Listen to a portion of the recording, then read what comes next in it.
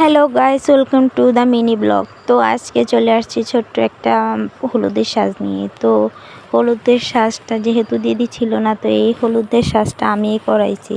যাই হোক, কেমন হয়েছে জানি না, তো আশা করছি যে ভালো করে সাজানোর জন্য।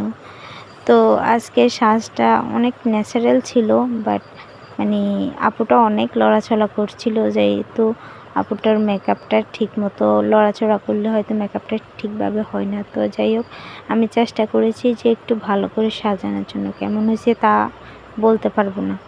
তো যাই হোক, সাজ প্রায় অর্ধেক হয়ে গেছে। সাজটা কেমন হয়েছে একটু আপনারা সবাই একটু বলবেন। তো এই ফার্স্ট টাইম না, আমি আরও অনেকই সাজাইছি। তো দেখা যায় সাজটা কেমন হয় বলতে পারবো না, মন থেকে চেষ্টা করছি যে ভালো হয় তার জন্য।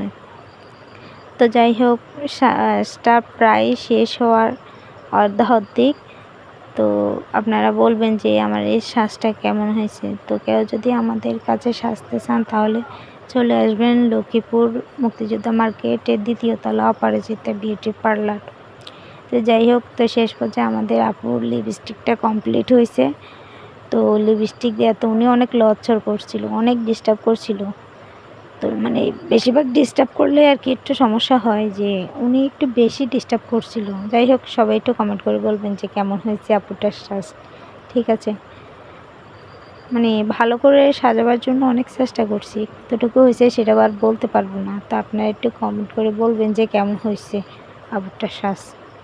তো সবাই ভালো থাকবেন, সুস্থ থাকবেন।